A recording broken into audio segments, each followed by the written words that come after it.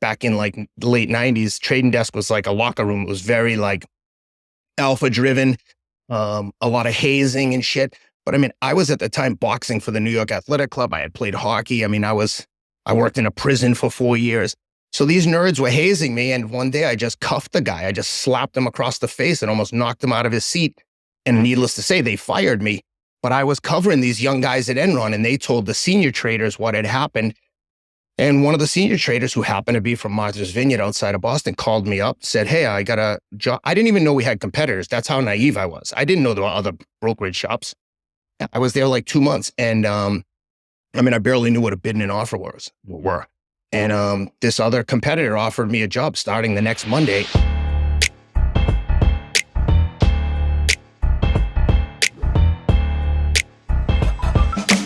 All right, we get right into this. Ken, thanks for coming, man. Do you know at all what you're getting into or no? Yeah. I heard Andrew Huberman on the show, my friend Andrew. Good. Well, I'll let you kind of do the intro, but I want to tell our audience what I know about you and why I think it's cool that we have you.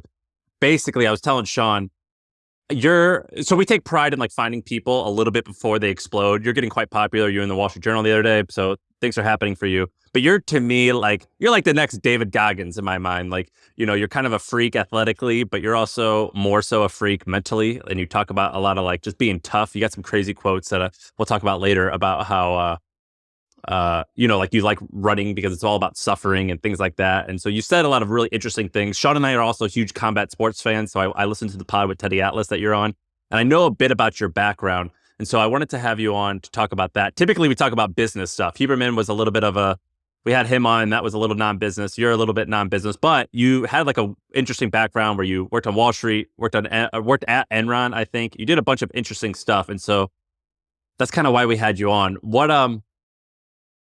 How do you give your introduction? What do you say you do? Yeah, well, thank you for that introduction. When I hear people introduce me, sometimes I almost don't feel like they're talking about me, because I think part of what makes me unique is I at times don't have the highest opinion of myself and always feel like I should be doing more. But I think that the comparison to David Goggins is somewhat accurate, although it's accurate. I can see why others would think that, but I don't think that it's a perfect analysis. Soft, and I take right? it as a compliment. No, I don't think he's soft at all. I think he's probably maybe more aggressive and alpha than I am, I would say. I tried to be, I don't know. I think that the way I come across, when I was on Rich Roll, he described me as being, his initial impression of me prior to meeting me was that I was very aggressive and alpha and intimidating. And I don't see myself that way. I see why other people would see that, but I think of myself as that alpha or aggressive exterior is almost like a defense mechanism, because inside I think I'm very emotional and sensitive, and so much so that my way of protecting that sensitivity is to be so aggressive externally that it really takes someone unique and special to kind of see through it. At least that's my take from the psychotherapy I've been involved in. But the reason we had you on, we typically, so it's usually just Shaan and I, or it's like, we'll have like billionaires and stuff on. So like these like wonderful people, but something that like I've been thinking a lot about lately, and I've been talking to Shaan about lately, is just like toughness and like how it feels like good to get out there and work hard physically or to spar, do things like that. Because even though we're doing cool shit behind the computer, it's still behind the computer and it feels good to live. And you say you're not an alpha, but I think in the Wall Street Journal article, you said, I'm the biggest alpha male on the starting line. I'm ready to die to. Thank you for pointing that out, because there was context to that quote. I said my exact quote was, when I'm on the start line, when it's time to go, 100%, I'm alpha. I will step on your neck to win. I want to kill you. I want to destroy everyone. But the minute that race is over, I'm everyone's best friend. If I see someone fall down in front of me, I will stop and help them. I've in triathlons, I've asked people, yo man, you all right? I'll stop and help you. I say step on your neck and kill you to win, but not really. Like this is my mental process that I have to go through to get to the dark place that I need to get to suffer to the extent that I need to suffer to get the most out of myself.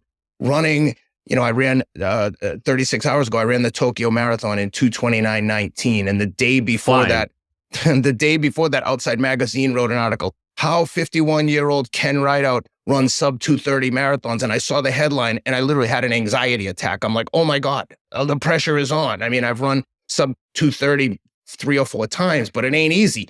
And I know that last 5 or 6 miles, the suffering and the darkness that's coming with that, I can't, it's literally physically the hardest things that I've ever done. Is like everything in your body. It'd be like if you're driving your car and every single warning bell is going off, the radiator's overheating, the oil's low, you're going to run out of gas.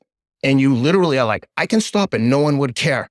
Or I can push myself and know that I didn't have another effing ounce to give. And it sounds cliche or might sound corny, but that's my process. That's where I have to go to get to where I've gotten to. It's to the point where guys like you with this awesome podcast want to talk to me. Like I'm a regular guy. I'm a dope. I don't see myself as special, with the exception of being willing to die to get the most out of myself physically on these particular days at races. And so you said you just ran a marathon in Tokyo 36 hours ago. You're here now. Yep. And I didn't know much about you before Sam brought it up. Sam goes, "Oh, I really want to have this guy on. Are you down with it?" And I thought, I've heard that name, but I don't know who is that. And I was like, "Oh, is that the Teddy Atlas podcast guy? Oh, wait, what's his story?" And as I started looking into it, to me, there was a few things that really stood out. So there's the kind of the obvious headline that here's a guy who's over 50 years old and is basically flying through these marathons. So running super fast speeds. I don't know the exact records or whatnot, but you're one of the fastest, if not the fastest, correct? In your bracket? Over 50. Yep. Yeah. So that's kind of remarkable. And I think that's the key thing I want to get to is like, that's an extraordinary thing. And that doesn't just come out of nowhere. And so you talk about being able to go to that place at the last 5 miles. What happens pre-race? How do you flip that switch? What is your sort of like mental state of mind or your psyche? What do you do mentally to prep yourself before these races? That's a great question. And thank you for the opportunity to explain this, because I think that it's important for people to understand when they look at this just on the surface, like you just described, like, wow, it's extraordinary. And by the way, when I hear it, it doesn't even seem like you're talking about me. So I don't at times have the highest opinion of myself because of the struggles I've gone through with addiction. So as I'm telling you this, I'm super cautious about coming across like a narcissist. I don't want to come across like that. I want to be very humble in how I describe this, but I'm going to be honest with the process prior to the race. I've spent, before a race, and this one in particular, no different than any other, I've spent 10 or 12 weeks like devoting all my physical energy, or at least 90 minutes to 2.5 hours a day of preparing for this for, let's say, 12 weeks. When I get to Tokyo the week before, I always go by myself. My wife, I have 4 young children. Even some of the local races, they don't come to, even when I think, oh, I'm going to win and you can see me win a race. Like they've come to a few of them and it's kind of uneventful for them. They come to expect me to win. And I, in my mind, think they're going to be so psyched when they see me win. And then they're like, okay, Dad, can we get out of here now and get a donut? So anyway, long-winded way to say, I have a very specific process that I have to go through in the days leading up. And again, I don't want to sound like I'm like some elite professional runner, but this is what I do. This is the process. I have to get there. In the case of Tokyo, with a 14, 15-hour time change, I need to get there at least 7 days early to get my body and my circadian rhythm on track with what I'm about to do. Because again, I've spent 12 weeks devoting so much energy to this. I don't want to mess around when I get there. It's very specific. I don't make plans to go to dinner with people, or very rarely. Mainly because I'm a jerk. I know it. I'm very selfish. To me, again, I'm not a pro runner, but to me, this is my version of the Olympics, and I am not there to mess around and have fun. It's like I'm on a work trip. So I get there and I just need to be alone by myself, think about what I want to do, try to stay positive. I'm a big believer in mindset, and what you tell yourself is the truth. Reality doesn't matter. Like what other people think about you doesn't matter. It's the only thing that matters is what you think of yourself. And that goes into that same thought process goes into preparing for this race. In my mind, I am a professional runner and I'm going to win the, Olympic gold medal on Sunday. So I get there early, I go through my process, and on race day, I've said this before in interviews, it's like, I'm nothing nice on race day. I don't want to make friends. I don't want to chit chat. I'm a jerk. I know it. So I try to stay completely by myself. I don't put my shit on other people. but I don't want them putting theirs on me either. So I stay by myself. The race goes off. I know what's coming. Some people were like, how were the sights in Tokyo? What were the people like in the race? I said, I couldn't tell you if we ran through the friggin' Imperial Palace or not. All I know is the road in front of me, and I get into like a tunnel vision where I can't see obviously, if I look around, I could, but I don't waste an ounce of energy. I don't even try to look at my watch I don't want to move any movement that isn't completely necessary to get from A to B as quickly as possible. I'm trying to run the straightest line. I'm focusing. If people get too close to me, I'll like kind of give them an arm like, dude, you're getting too close. Like, I don't want to trip someone at the start of the race in Tokyo. I was right on the start line, and 2 or 3 people right in front of me toppled, and it was like they were caught in the whitewash as surfers, just arms and legs flailing, elbows and knees smashing on the ground as people just trampled them at the front of a major marathon. It was crazy. So I don't want them doing that to me. So I'm like, that's what I meant about being a bit alpha at the start, but I don't want to hurt anyone. I don't want to affect anyone, but I don't want to be effed with either. Did I see a picture of you and Jason Calcanis over there? Yeah, I mean, Jake Cal, yeah, it's my dude. How do you know him?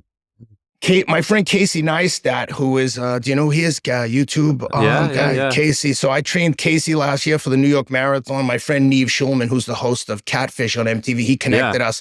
So I trained Jason and, Casey and Neve for New York City Marathon. And then I heard Jason mentioning running a marathon on All In, and I just mentioned it in passing to Casey. Casey connected me. I saw Jason was in it. We connected via text. I saw Jason was in Tokyo. I sent him a text, and then we ended up going to dinner one night, and then a Tokyo food tour the next day. We went to like some super high-end sushi place and then a bakery. J Cal is like, he's dialed. He knows where he wants to go. I know nothing. I was just like, just tell me where we're going and I'll be there. Just text me the address. That's what I mean about the weekly. Dude, you're in the in crowd. You're hanging out with all the cool guys. Brother, again, when I think about my friends like Andrew Huberman and David Sinclair and Joe Rogan, I think, I can't believe these guys are my friends. I feel like the luckiest person in the world. And I'm so humbled and honored that guys like you want to talk to me. It's just mind blowing, but it comes back to this point of, I don't have anything that anyone listening to this show doesn't have. I promise you, I'm not a good athlete. I played Division III sports. I was just a hustler. And when I found running as a way of getting over an addiction issue with opioids, I just decided I was done being mediocre. And we'll get into the career stuff, and I'll tell you how I applied the same practice to my career in finance. But at the end of the day, not to sound cliche, but if you're not all in, there's just too many competitors out there that are going to eat your lunch if you don't bring your A game every day. But when you do dedicate your 100% effort to one particular goal, it's very hard to beat the guy who wants to die to win. And that's kind of what I applied to running. And it's attracted these other kind of people that recognize that I am like serious about the things that I get involved in. Well, the thing that you're interesting is you just have an interesting life. Did you used to work at Enron? No, good question. I was working in finance. My very first job, if you want me to kind of walk through my career, I don't want to jump around. I moved to New York right after I graduated college. I had a pharmaceutical sales job for a few months, but when I moved to New York, I saw all these younger guys my age working in finance and making a ton of money. And I was making like $36,000, and my like rent and student loans came to more than my take home pay. I was basically like living on borrowed time in New York, living in a shitty walk up.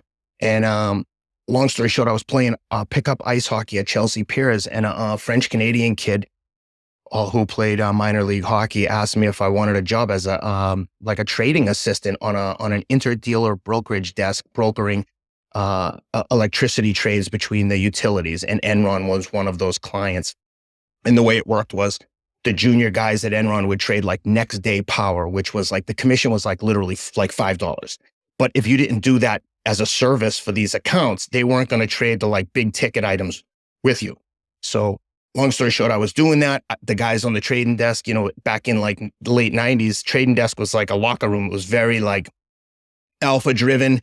A lot of hazing and shit. But I mean, I was at the time boxing for the New York Athletic Club. I had played hockey. I mean, I worked in a prison for 4 years.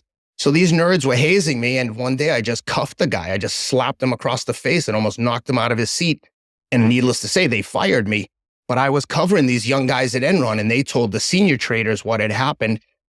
And one of the senior traders, who happened to be from Martha's Vineyard outside of Boston, called me up, said, "Hey, I got a job." I didn't even know we had competitors. That's how naive I was. I didn't know there were other brokerage shops. I was there like 2 months. And I barely knew what a bid and an offer were. And this other competitor offered me a job starting the next Monday. I was making 40 grand. They offered me a job at 80 grand. I mean, to me, that was more money than anyone I knew made. So I was like, and the other thing is, this guy's hazing me. I had a huge black eye from a fight at the New York Athletic Club. Like, I was not like a punk that you could just like I didn't come across as like, "Hey, bully me, I'm a big sissy." Like, I was a guy, So when he did it, I was like, "You got the wrong guy, dude." And I cracked him. And needless to say, he almost started crying, because I was like, "When you leave this office, I'm going to beat the crap out of you." And he's like, I'm not going to leave. I go, "You're going to have to sleep here, because when you come outside, you're getting a beating." And they were like, "Okay, Ken, you got to go before we call the cops." And again, I had no safety net. I couldn't call home and ask for money. There was like, I worked in the prison. My stepdad and brother were inmates in the prison. No one was looking to help me in my finance career in New York. To them, I was like an anomaly. I was already like the richest person they knew just by having a job in New York City. So, yeah, it was nerve-wracking. And so that's how my career started. And the guys at Enron were just like good customers of my clients that like literally changed my life. But it worked out all right. I mean, I think at the end of your career, you were killing it. Yeah. So when that happened, from the minute that happened, within 2 years, I was making again, not sound like a narcissist, and I don't have a lot of money. I'm not a rich guy, but within 2 years, I was making like $2 million a year, doing things that to me were like, I didn't even know what we were trading. I just knew people, and I had relationships, and they were just doing trades with me. I was living in London. I was running, I ran sales and trading, commodity sales and trading at Cantor Fitzgerald out of London and Hong Kong. And I was flying on the Concorde back and forth from New York to London on a regular basis. Every single time, the novelty just never wore off. Every time it happened, I was like, I can't believe that this is my life. Much like I feel today. I can't believe I've done this. How are you making that much money? That's just commissions, or yeah. What goes into that? How do you jump from like 80K to 2 million? What happened? Yeah, good question.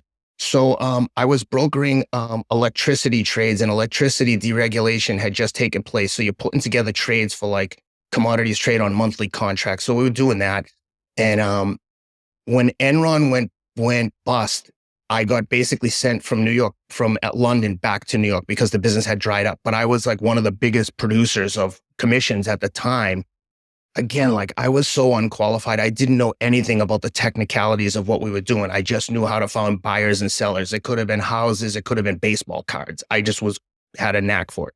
Is that like a lot of networking? Is it cold calling? What were you doing to actually be great? What did it take to be great there? Yeah, good question. I hate the word networking. I feel like when you're trying to network, you're already like us behind the curve. Like, if you're trying to make friends, people ask me frequently now, like, "How are you friends with Rich Roll and Andrew Huberman?" I'm like, I don't know. I must have something that they like, and they have something I like. We just find each other. But I certainly didn't make a conscious effort ever to be friends with anyone. It's just a natural process. So to answer your question, I just had an ability to connect with people, and I tried to live a life of honesty and integrity. And if I say I'm going to do something, I'll do it. And I like to tell the people that I'm close with, or when I have a close friend, someone's like, "Oh, are you friends with that guy?" I'm like, "Oh, I'd help that guy bury a dead body. I like him so much. Like, that's my guy, And I think that people that are my friends know that that's the truth. If you need me, someone's coming over to your house, they want to fight with you, I'll come and help you. And I think, like I said, I think the people who are tight with me, they know that that's a character trait that I have. And I think it's what's helped me build the rapport with the people that I've built rapport with. But to your question, so I had this ability to connect with people. So when Enron went bust, they sent me back to New York. And again, talking about reinventing yourself, Enron goes down, I'm making a ton of money. And these businesses like Cantor Fitzgerald, investment banks, et cetera, they're ruthless. So the minute shit went sideways with electricity trading, they were like, "Okay, we'll send you back to New York." And I lived in London during 9/11, and Cantor was on the top floor of the World Trade Center. So when we lost 3,000 people, they sent me back to New York and said, "Hey, can you take over our credit derivatives business," which happened to be the most lucrative business in the institution at the time. Now, if I didn't know anything about electricity, you can imagine how little I knew about credit derivatives. I knew less than nothing. I knew as much as a plumber would know, but I knew people and I knew the lingo, and I picked up the phone and just, in hindsight, I don't even know. I developed a relationship with a guy who's still one of my really good friends called Colin Stewart, who worked at Morgan Stanley, who happened to be a huge trader of these things. And the market was so new, credit derivatives, and we just hit it off again, just became friendly. We went skiing a couple times, and he started to just do a ton of business with me. And at the time, when a product is new, the commissions tend to be big until people realize how much they're paying on an monthly or annual basis. But I can remember one time, for context, and again, I'm only sharing these numbers because of for context of the podcast. I don't want to come across like, hey, look at me, how much money I'm making, because hey, our podcast is called My First Million. You're all right. All right. So I'm on a trading desk. There's a group of credit derivative brokers, just generic credit derivatives. I was trading credit derivative, like correlation products, like super sophisticated, high-end, bespoke, one-off trades. So the credit derivative desk has like 12 guys, and that was like the product du jour. Everyone wanted to be in credit derivatives. It was jamming. They were credit derivative, basically think of it as an option on a bond. So these guys were jamming, and we had a super busy day one day. Everyone did. And the kid who ran the CDS, credit default swap desk, says to me, dude, we had a huge day. We made $250,000 in commissions between like 10, 15 guys. So I said, hold on, let me see. And I start tallying up thing. I go, oh, dude, I was a one-man show. I said, I did 262,000 in total commissions. And I think I was keeping like either 50 or 60% of that in one day. Amazing. It was insane. So, and so how did you leave that? How do you let that go? Or, what happens? Yeah. Take us, continue the story.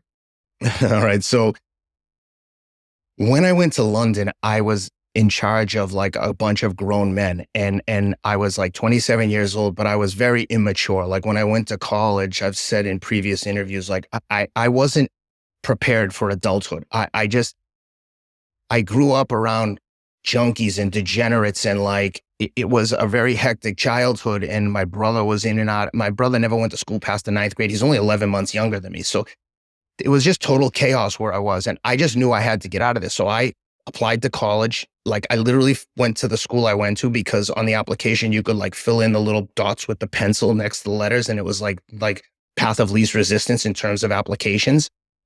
And I could work and I had a job offer to work as a guard in the prison full-time in the summer, and then a few days a week during the school year, which I did through college. I started at the prison like when I was 1 week out of high school. So if you can imagine being in a men's maximum security prison, I mean, I was 18, but I probably looked like I was 15. But I also knew prison is very segregated, right? Blacks and whites don't necessarily mingle with each other freely. It's not like, it's like a different world. But I knew most of the white guys because I grew up in like white Irish Catholic, almost like not in housing projects my whole life, but in that sphere.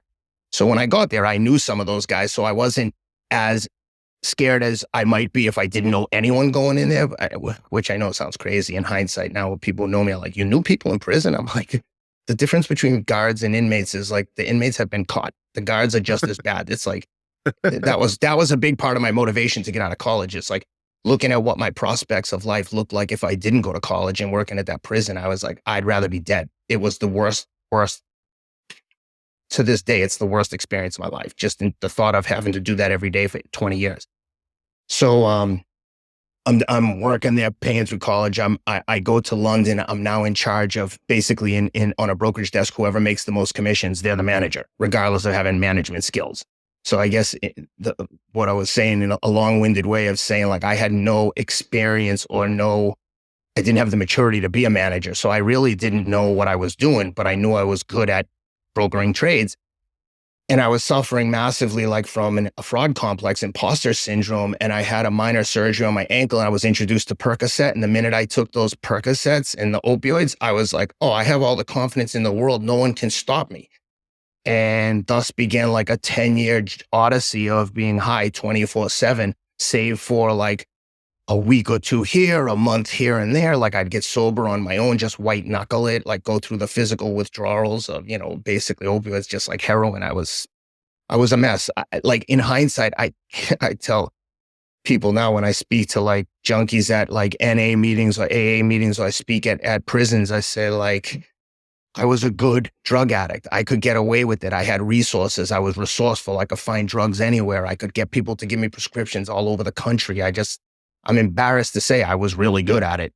And I was a functioning addict for a good 10 years. And I'm sure people that worked with me during that period just think I was fucking crazy, not necessarily whacked on drugs, but it is what it is. It's embarrassing. Like I get choked up thinking about it because I just can't believe I behaved like such a loser. And, but I did it.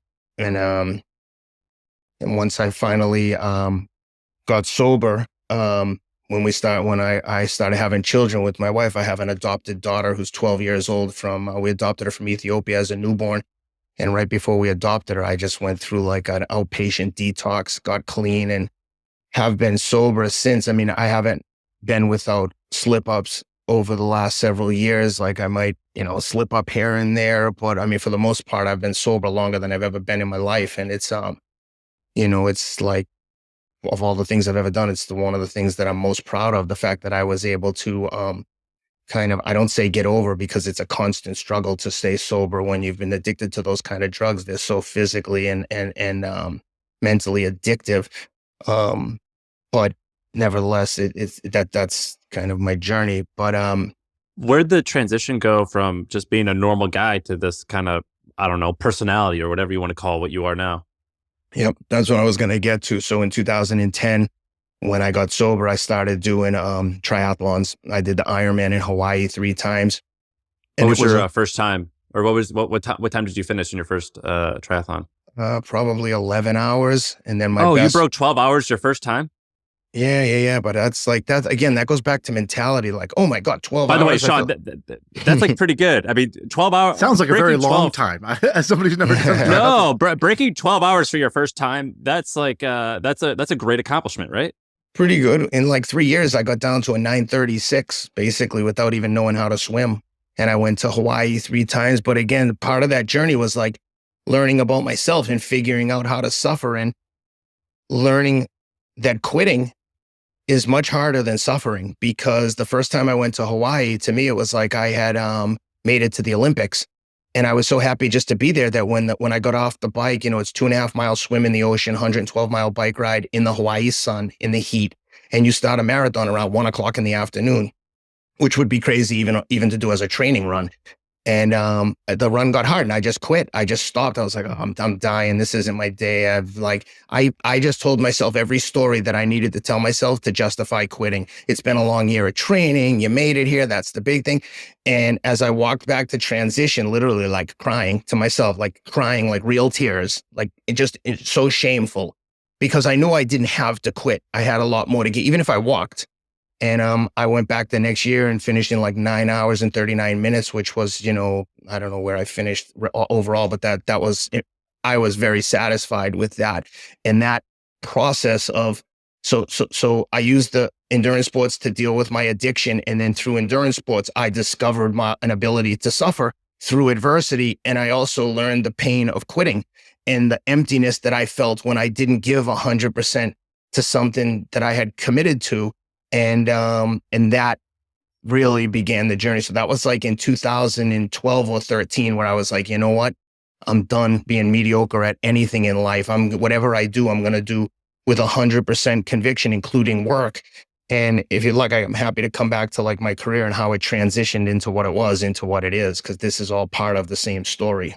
Well, let's stay with the mind shift. Sure. I want to talk about 2 of them. So you had said kind of like, we adopted my daughter and I decided to get sober and, made a decision. But what was the thought?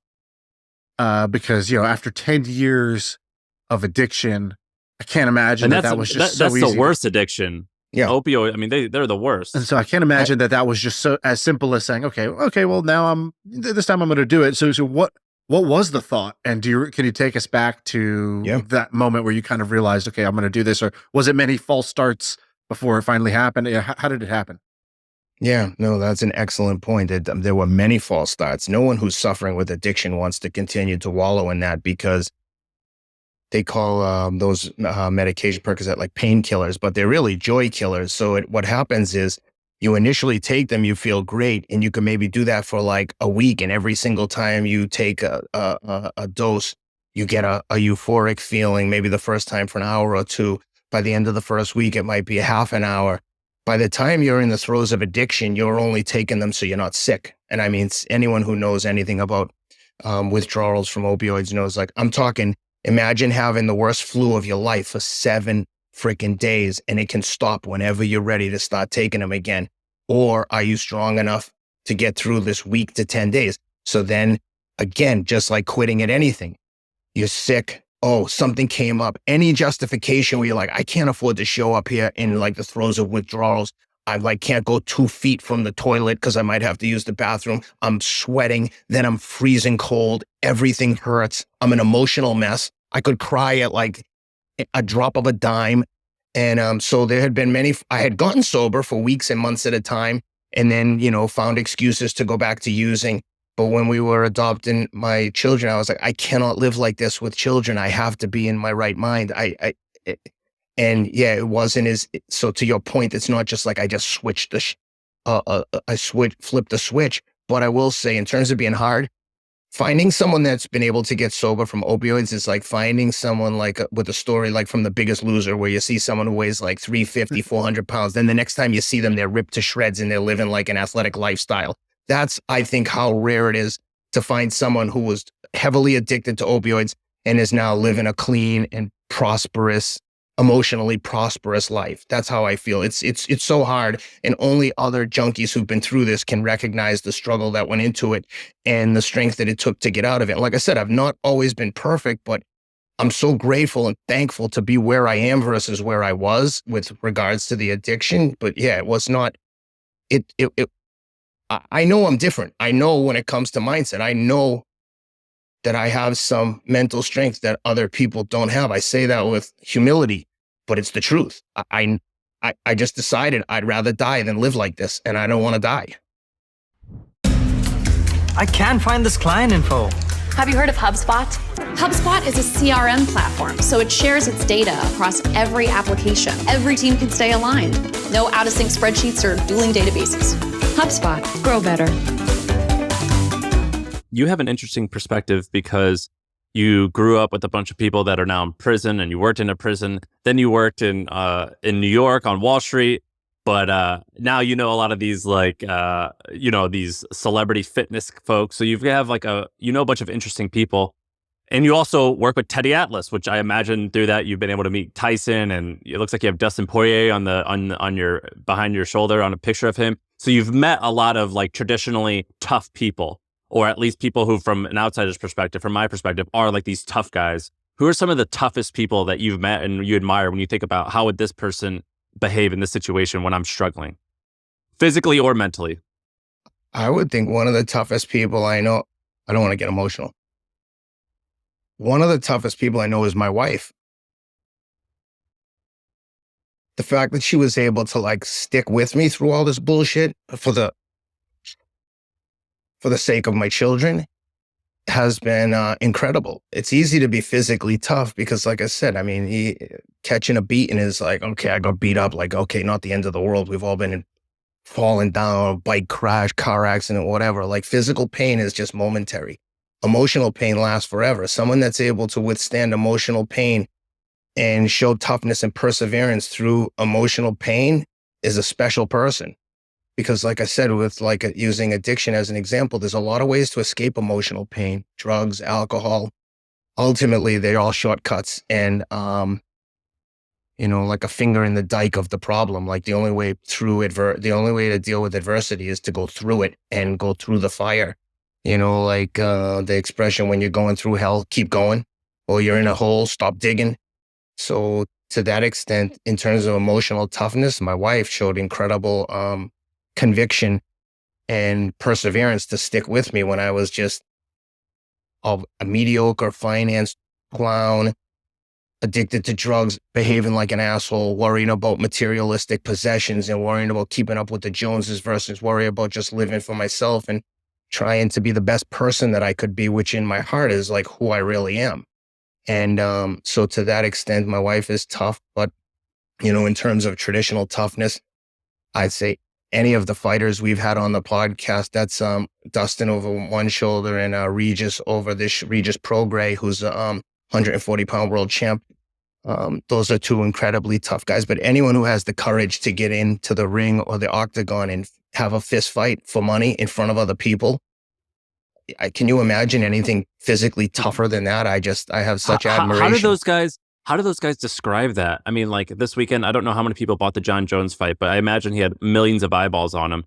He's like, well, I'm going to get in my underwear. I'm basically naked, and I'm like going to fight to the death in front of all these people. That's right. I've read some like Chael Sonnen and Cowboy Cerrone. They're like backstage. They're these tough guys, and they like at the weigh-ins, they're puffing their chest and they're flexing their muscles, and they're like, I'm going to effing kill you, yada, yada, yada. But then they'll tell stories once they're retired. They're like, I had to throw up in the backstage ahead of that fight because I was so afraid. And at the beginning of every fight, it's just like a race. You have these feelings of like, what am I doing? I don't want to do this. Why do I keep doing this? What am I like? This is the worst feeling. And so they're kind of human. But what do you think, or what have some of those people said right before they're about to get in the arena and just fight to the death? What's that? What did they go through?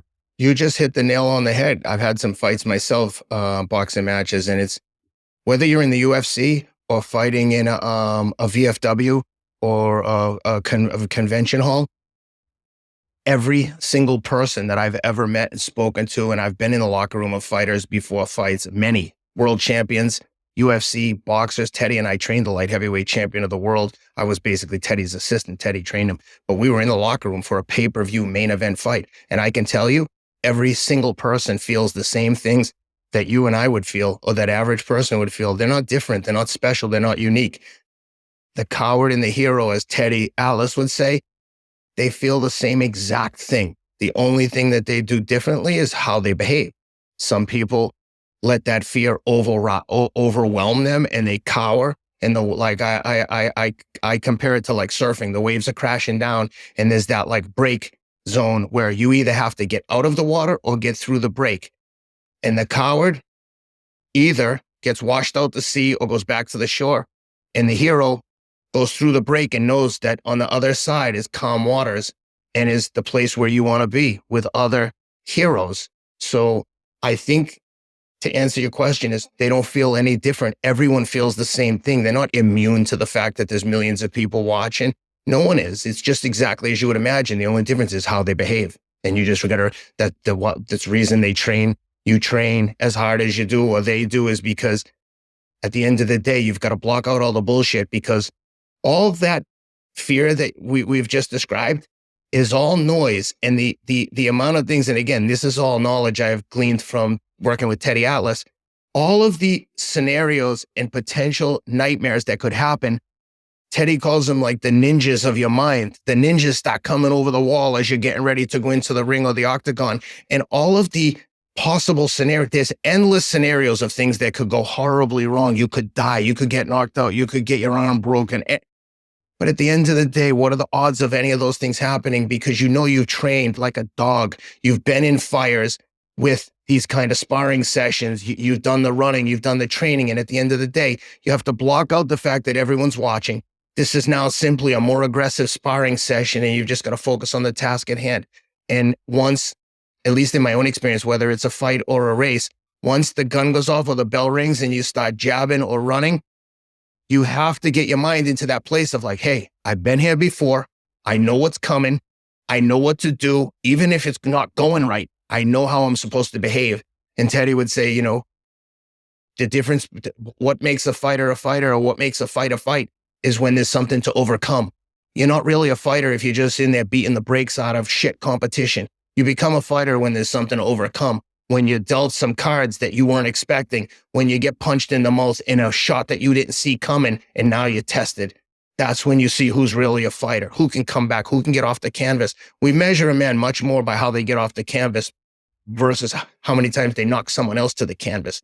So when you have losses and setbacks and you've experienced that feeling of having quit or not giving 100%, that's when you find out who you really are. And that's what's worked for me. And again, a lot of reality, the reality of situation isn't nearly as important as the narrative that you have in your head, because the narrative in your head is going to control how you behave and control your mindset. And that's something that's well within your control. And you can learn how to harness that ability over time and through practice. And that's why we train the way we do. So I wanted to ask you about that exact thing because, not you run and you run these crazy marathons and these crazy times. I think you basically have just been getting faster and faster every year since you were 35 years old, which is kind of amazing.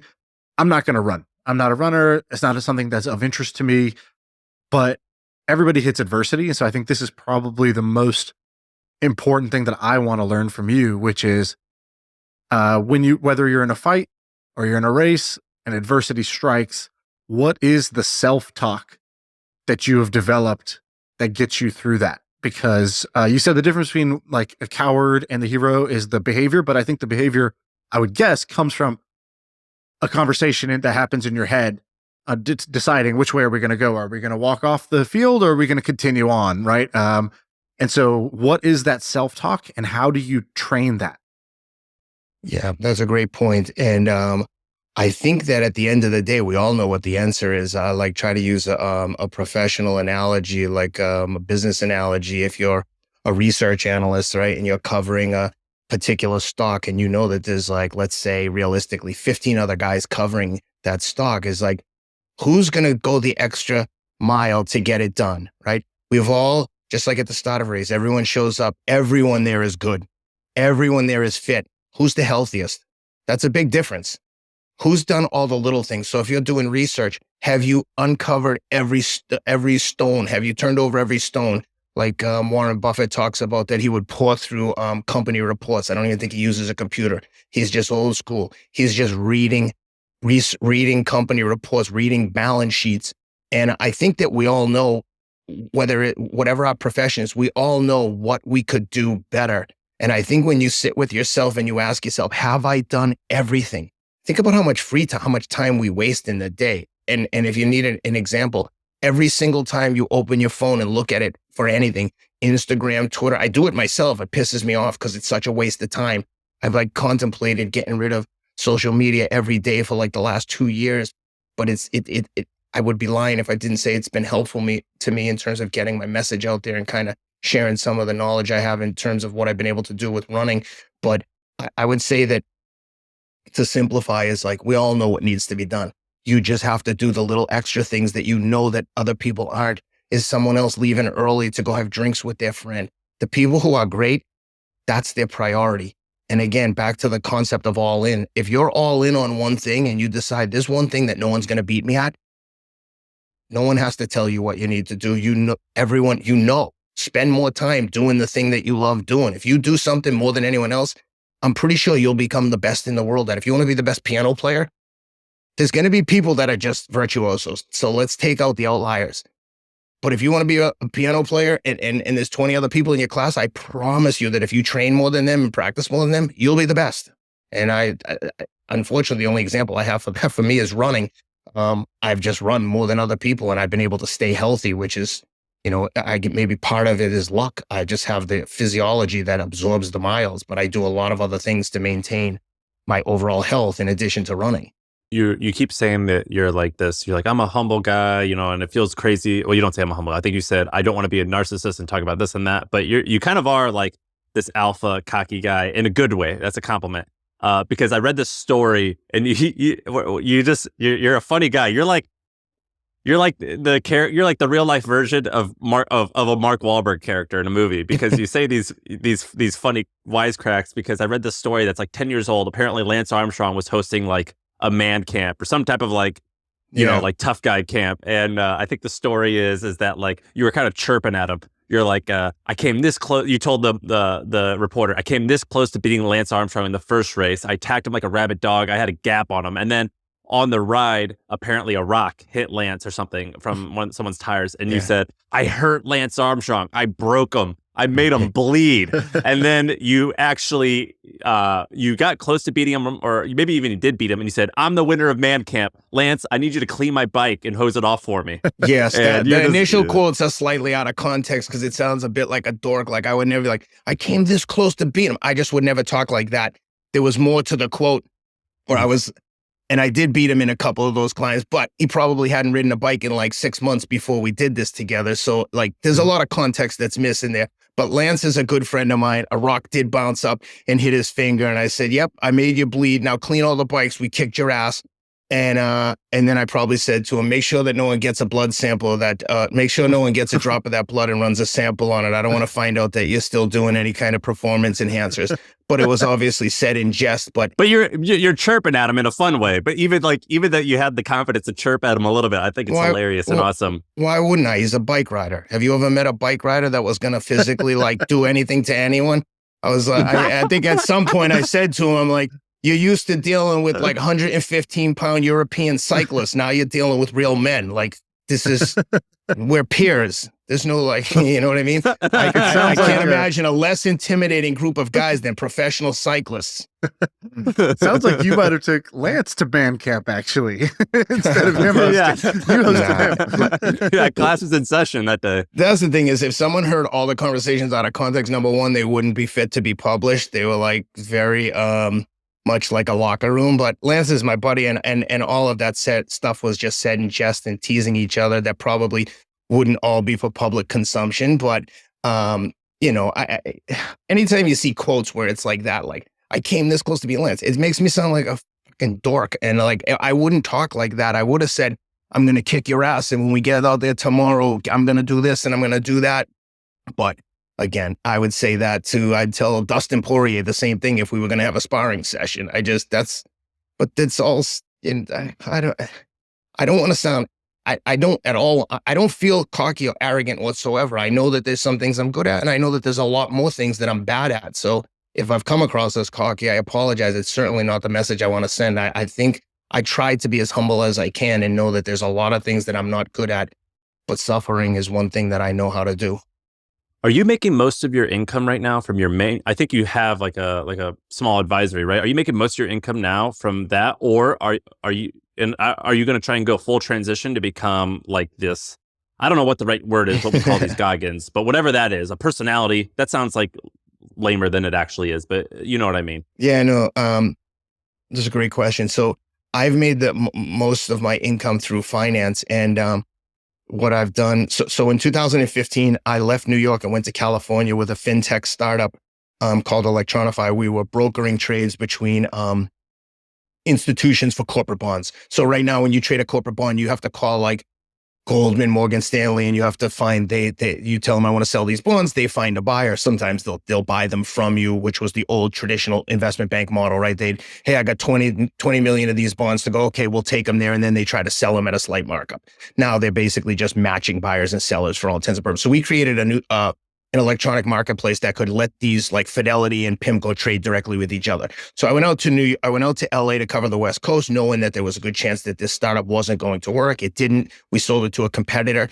But by moving to LA, I basically forced myself into an uncomfortable position because there aren't sales and trading jobs in LA like there are in New York. So I knew I'd have to figure something else out. And you know that expression of like, hey, if you're waiting for everything to be perfect to make a move, it ain't ever going to happen. You have to make the move and make it perfect. And long story short, I was riding my bike out. Everything that good in my life that's happened has been through endurance sports. I was riding my bike with a guy in my neighborhood, and we were, he ran an asset management firm called the Palisades Group, and they had maybe $2 billion in assets under management. They were running money for all big household managers, like all the household names, like Apollo, for instance. And they had separately managed accounts. So the fees weren't huge like a traditional hedge fund or asset manager. And I said to him, he didn't have any business development. He wasn't actively out there trying to raise more capital, which is what he would need to do to really grow his business. So I said, let me run business development for you. And he said, you know, accurately, you don't have any experience and we're friends. I don't want to put you in a losing position. And I said, okay, I'll work for free for 3 months just to see if it works. And again, every time I've been willing to take a bet on myself, it's worked out. In that brokerage commission role that we discussed earlier, I was paid just straight commission. So when I was making all that money, if I didn't do any trades, I don't make any money. But because I was willing to do that, I got to keep more of the commissions. So anytime I've bet on myself, it's worked, thankfully. So he gave me an opportunity, and I came in, and in 2 years, we grew that from 2 billion to 5 billion. I raised 2 discretionary funds, which is basically like raising a hedge fund first time manager managing discretionary capital. We couldn't even hire banks to help us raise the money. They basically laughed us out of the room. And they said to me, why do you think, they said, why do you think you can raise this fund? Like, it doesn't seem like you'll be able to just based on the track record, experience, the asset class. And I said, why do you think you can't? Like, until someone beats me at the New York Marathon, like, I'll convince myself that I can win this whole race. And long story short, we raised the money. We raised a $35 million fund and a $150 million fund. And once I did that and kind of started to believe in myself that I could raise money, my boss at the time, who's like one of my best friends, Jack McDowell, who's like, was he like, just go off and do this on your own? He said, dude, you're wasting your time. Go do your own thing.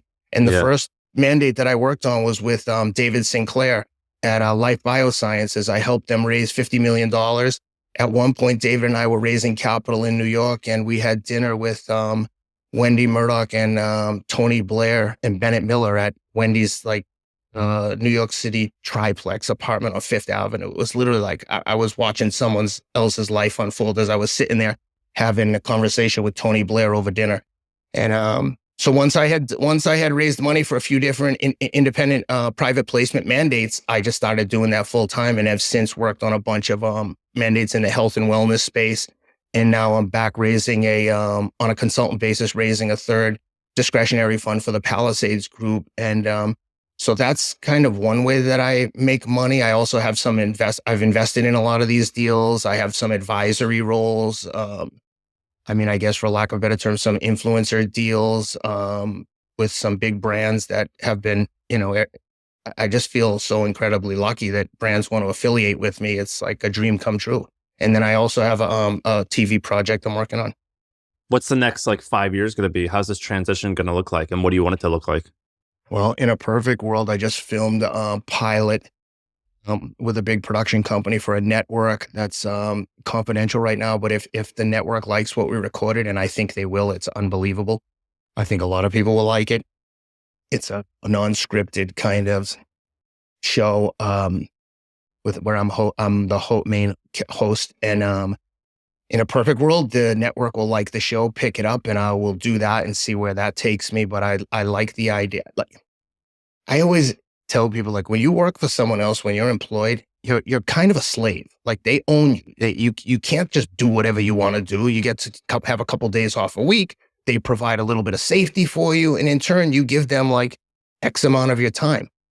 But the main thing that you miss out on by being an employee is you miss out on the opportunity to pursue interesting opportunities when they are presented, like this media project I'm working on. If I had a job, there's no way I'd be able to do it because they were like, hey, we're going to record for a week and, out of town. I would never have been able to do this. But because I was willing to bet on myself and, take the risk of having to get my own health insurance, not being sure if something happens to me and people don't want to be affiliated with me anymore, I get injured, I can't run. Like, okay, now what do? I guess I could always fall back on a finance gig, but I don't want to do that. I wasn't happy doing that. And to that point, I've said this before, and I think it's relevant for this podcast, is that I've said to people, look, like, money doesn't make you happy. And people are always like, oh, bullshit, you have money. And I'm like, no, I've had money and lost money multiple times. When Enron went bust, when you're making a lot of money, you spend a lot of money. And when that ends abruptly, you're very quickly out of money, especially if you have a $10,000, $12,000 mortgage. And now you getting paid 10 grand a month, which is what happened to me when Enron went bust.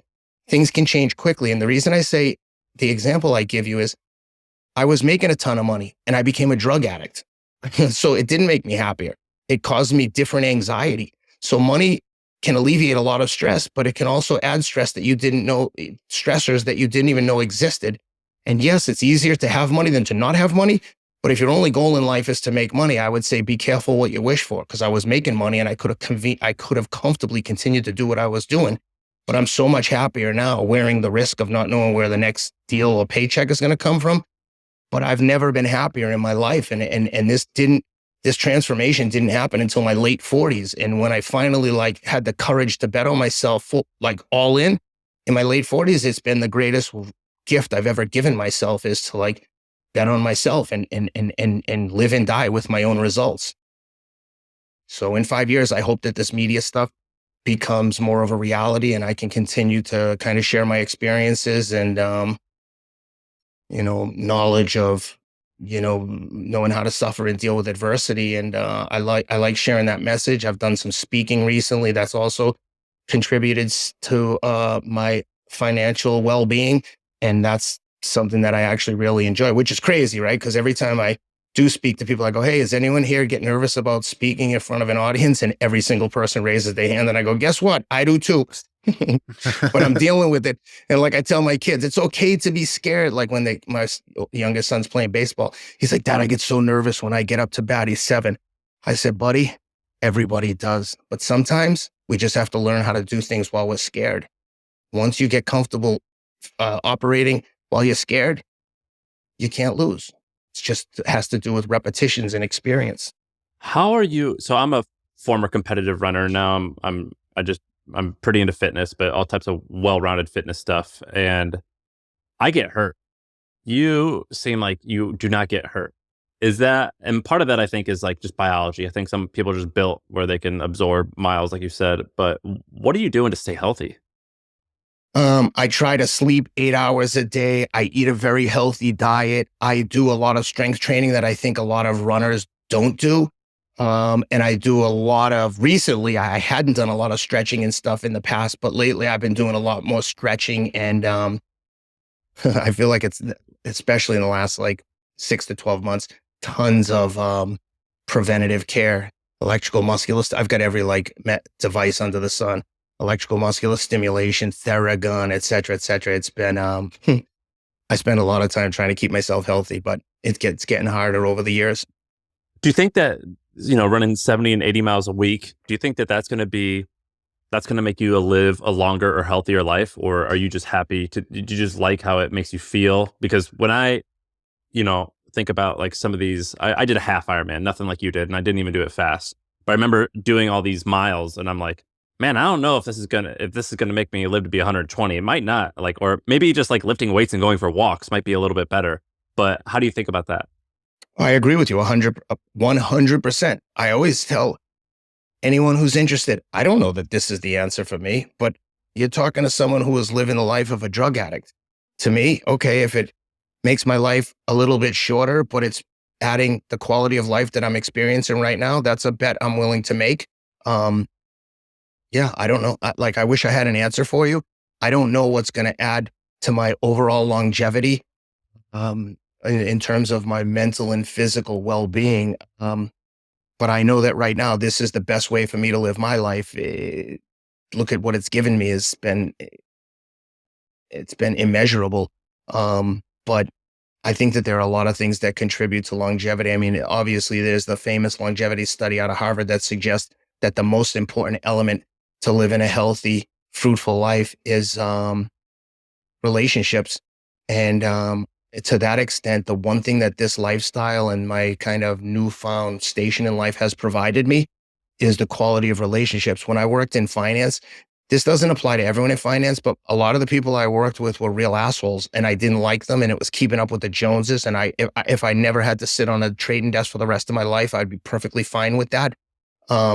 Again, not everyone. I met some people there that I genuinely love, but there's also some people there that if I saw them, I wouldn't mind giving them a smack in the mouth. There's been some real idiots I've worked with, and I could go on forever.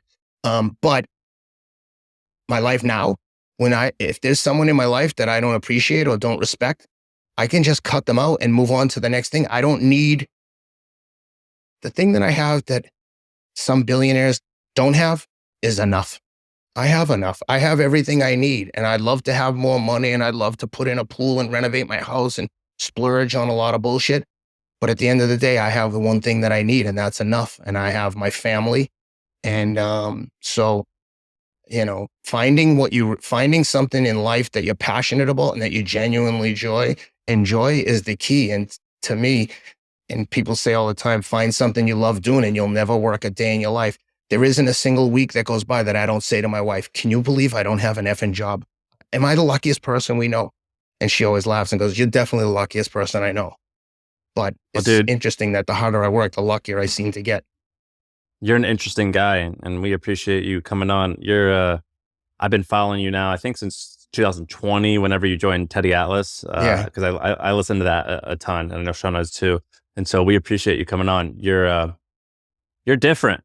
You're built different. You're a different guy, and we appreciate that. We like those types of people. Well, I want to say again, thank you so much. I really hope that I didn't come across as too alpha or cocky. I just tried to be, more than anything, I tried to just be honest, man. It's like the world and the internet is so big. If you embellish or bullshit about something, there'll be someone coming out of the bushes like, that didn't happen and this didn't happen. Because I know a lot of my stuff sounds sensational and crazy, but I'm like, I think if anything, at times I'm downplaying some of the stuff because I know it's how crazy it sounds. But anyway, I do feel very humbled and honored to be here. This is a place where cockiness and alphaness is actually appreciated. So even if you did, that would be right at home here. We just like when people are the way they are not trying to manage. It's at home because by the way, we don't get a lot of cockiness or alpha, Shaan. That's why we like it. Yeah, we enjoy it. It's a good change. But we're a business podcast for the most part, entrepreneurship, and we're a bunch of people with carpal tunnel syndrome. It's not a bunch of alpha males coming on the pod typically.